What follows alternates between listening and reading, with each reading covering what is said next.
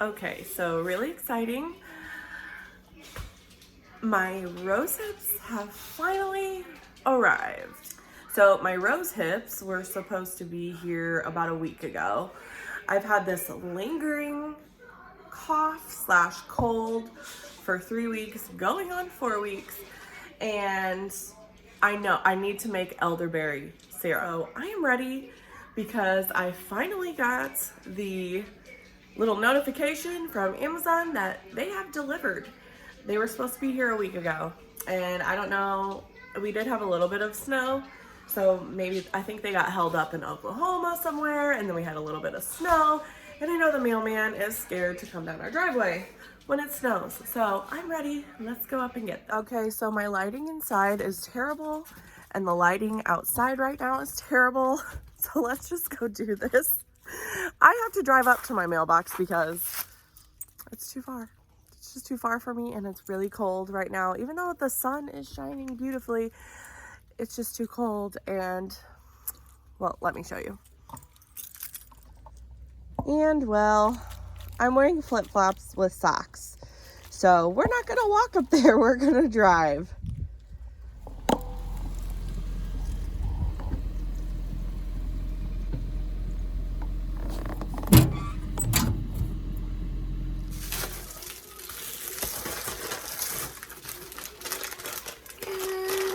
Here they are.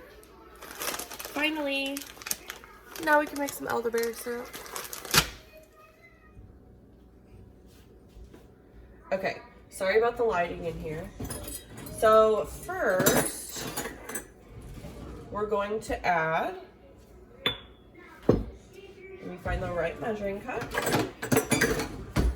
So here are my dried elderberries. Go. And I just ordered these off Amazon. They are organic and they make tons of batches. So this is, I haven't used this bag yet, so it's pretty full. So we're gonna do 3/4 of a cup of elderberry.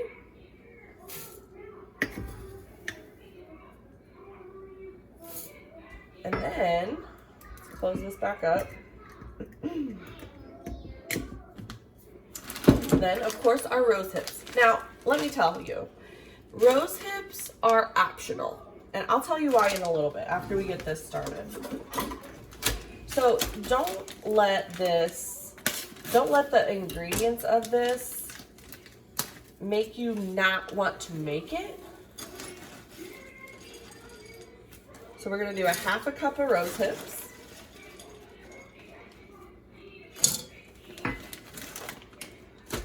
We are going to do 2 tablespoons of ginger.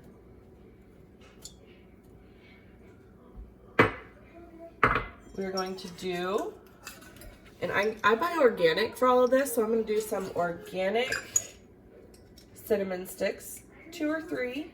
Like, these are pretty small, so I'll do a 3rd one.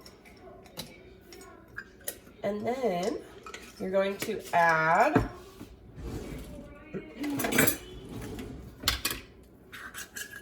I'm going to do 2 teaspoons of whole cloves.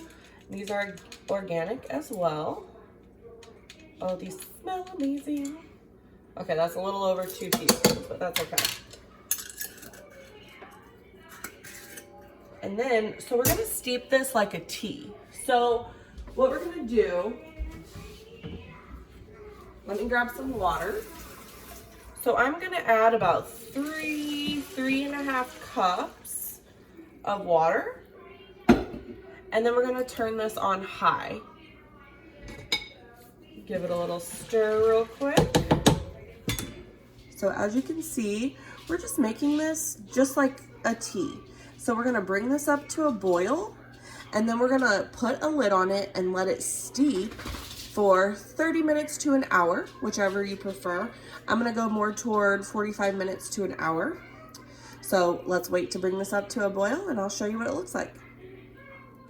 So while I'm waiting for this to come up to a boil, I store my elderberries in a airtight jar. To keep them fresh, I take them out of the bag they come in and store them in here. Ooh, they'll smell good. So I'm gonna do the same thing with my rose hips.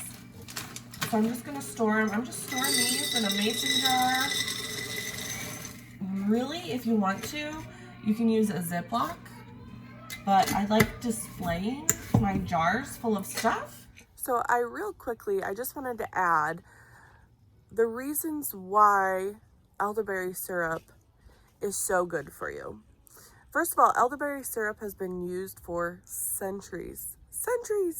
Why it's not a huge thing still, or why it's not used as much still, I don't know.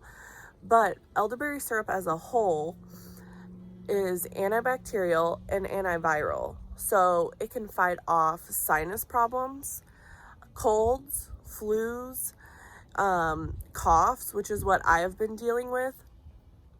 Just everything that's in there is so helpful for those things. It can be used as a preventative. So like if you take it every day, it can help prevent those problems. It can help prevent colds and flus and stuff like that. And if you do end up getting sick, you can use that up to 3 times, 1 teaspoon 3 times a day, I would say, when you're sick. If you're just doing preventative care, 1 teaspoon every day would work fine. But it helps diminish the symptoms of those sicknesses. So I think it's so great. I mean, you can buy it online on Amazon, but you're getting this little bottle of elderberry syrup with probably preservatives in it. So you're getting this little bottle of elderberry syrup, and you're paying, like, for something like this, for like 8 ounces, you're probably paying $15. I'll put down below, I'll figure out how much each batch would cost for me. I am going to link down below the elderberries I bought off of Amazon, the rose hips I bought off of Amazon, and then if you don't have a local honey dealer, I made that sound like a dealer, but if you can't find anyone local with honey, I'll link down below something you could use that still has the same beneficial properties as your local honey. Those are affiliate links. I get a small portion, like minuscule portion, if you buy from my link, and it doesn't cost you anymore, just to be transparent with you. So yeah, it's check those out, look at the prices. Something you could do is, if you don't want to pay if you don't want to pay a certain amount up front, split it with somebody. So like I could go in half with my mom. So the bag of elderberries I got, I want to say was about $20 or $23. I'll probably get 5 or 6 batches out of that.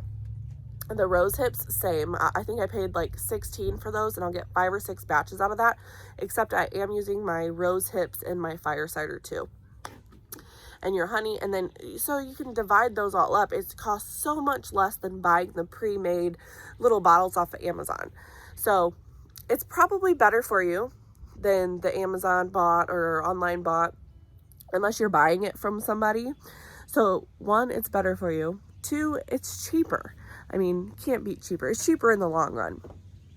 So I just wanted to tell you guys that is why I use it. It has so many amazing medicinal properties that it is worth trying, even if you go in with somebody and split the batches. So as you can see now, we're coming up to a boil. So what you're gonna do is turn the heat off. But let me show you real quick. Well, maybe.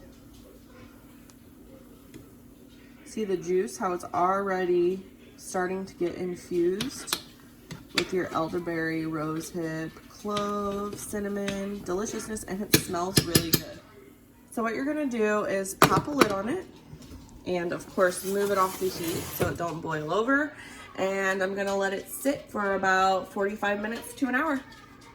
Okay, so now that my lighting is pretty much non-existent, I'm gonna show you how we do this. So this just straight up, you probably can't see it, This just straight up looks like grape juice or cranberry juice or something. So I'm going to, hopefully without spilling, strain it out here. Ooh, I'm spilling. See? It's all a process. Let me strain it over the sink. Okay, now that I've gotten it all strained in here, probably strain it into a bigger bowl. I cannot find any of my bowls. I'm just gonna like slightly squeeze, flip, and squeeze just a couple times. All right.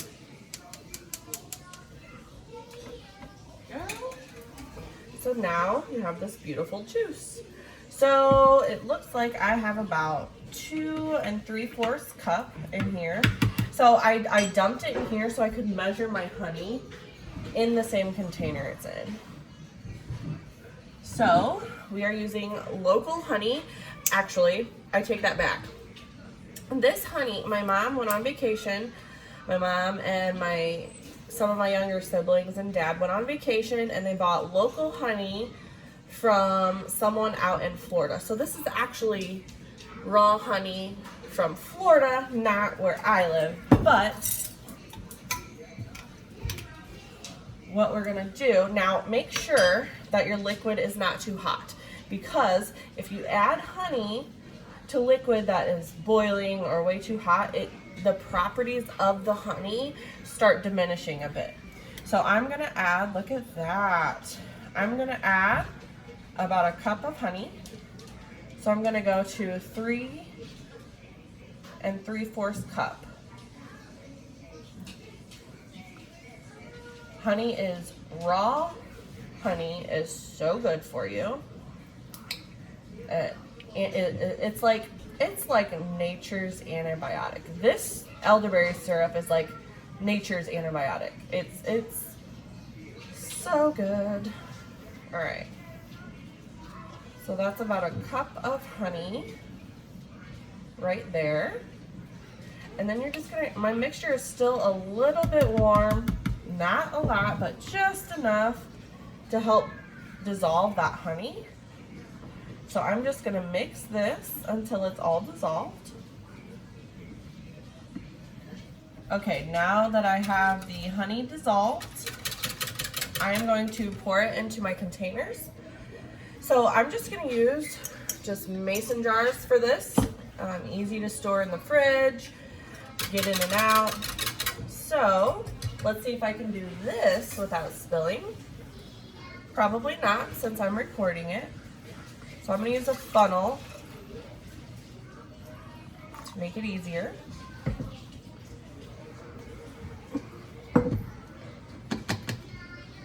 This is just my canning funnel.